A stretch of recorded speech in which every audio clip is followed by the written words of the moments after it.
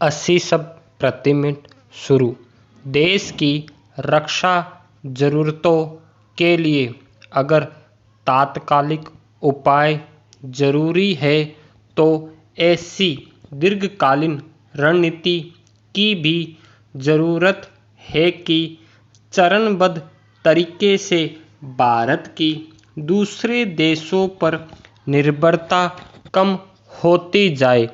France से 5 Rafale Bharat पहुंचने के 10 दिन बाद रविवार को रक्षा मंत्री राजनाथ सिंह ने अहम घोषणा की कि रक्षा उत्पादन में स्वदेशी की भावना को मजबूत करने के लिए उनका मंत्रालय 101 रक्षा उपकरणों के आयात पर प्रतिबंध लगाने वाला है। रक्षा मंत्रालय ने ऐसे उपकरणों की जो सूची तैयार की है उसमें बड़ी बंदूकों से लेकर मिसाइल तक शामिल है। रोक लगाने की यह कवायद 2024 तक पूरी करने का लक्ष्य है। रक्षा मंत्री की घोषणा से स्पष्ट है कि उनका मंत्रालय प्रधानमंत्री नरेंद्र मोदी के आत्मनिर्भर भारत अभियान की दिशा में बड़ी पहल की तैयारी में है। इससे घरेलू रक्षा उद्योग के लिए संभावनाओं के नए रास्ते खुलेंगे। वहीं रक्षा जरूरतों के लिए अमेरिका, रूस, फ्रांस आदि देशों पर भारत की निर्भरता कम करने में मदद मिलेगी। भारत की गिनती दुनिया के सबसे बड़े हथियार खरीदार देशों में होती है। इस मामले में 2015-2019 के दौरान सऊदी अरब के बाद भारत दूसरे नंबर पर था। इसके बावजूद कई दूसरे देशों के मुकाबले भारत की सेना के साजो सामान में कमी महसूस की जाती रही है।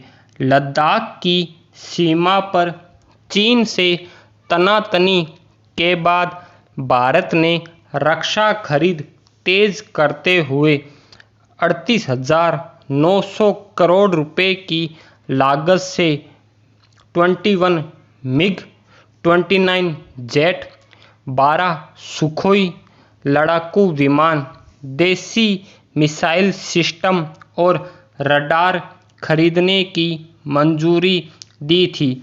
इसी तरह पिछले साल नवंबर में रक्षा खरीद परिषद ने लड़ाकू विमान और हथियार खरीदने की मंजूरी दी थी। देश की रक्षा जरूरतों के लिए अगर तात्कालिक उपाय जरूरी है तो ऐसी दीर्घकालीन रणनीति की भी जरूरत है कि चरणबद्ध तरीके से भारत की दूसरे देशों पर निर्भरता कम होती जाए।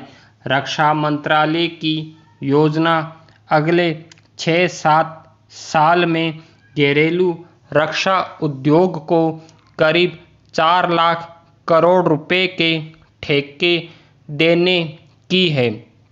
घरेलू उद्योग में तैयार होने वाले कुछ रक्षा उपकरणों का निर्यात भी होता है। जब यह उद्योग पैराशूट, गोला बारूद और कुछ दूसरे उपकरण बना सकता है तो उन उपकरणों की दिशा में भी आगे बढ़ सकता है जो हमें आयात करने पड़ते हैं। भारत के वैज्ञानिकों ने उपग्रह प्रक्षेपण प्रणाली के लिए अत्याधुनिक रॉकेट और मिसाइलों के उत्पादन में उल्लेखनीय उपलब्धियां हासिल की है। इनकी मांग दूसरे देशों में भी है। इसी तरह भारतीय रक्षा उद्योग को भी मिसाइल और दूसरे उपकरण विकसित करने के लिए प्रोत्साहित किया जाना चाहिए।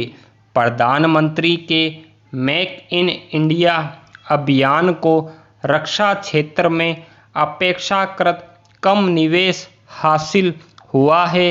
इसके कारण को टटोलकर कुछ लुभावनी योजनाओं पर अमल किया जा सकता है, जिससे निजी क्षेत्र को ज़्यादा से ज़्यादा निवेश के लिए आकर्षित किया जा सके।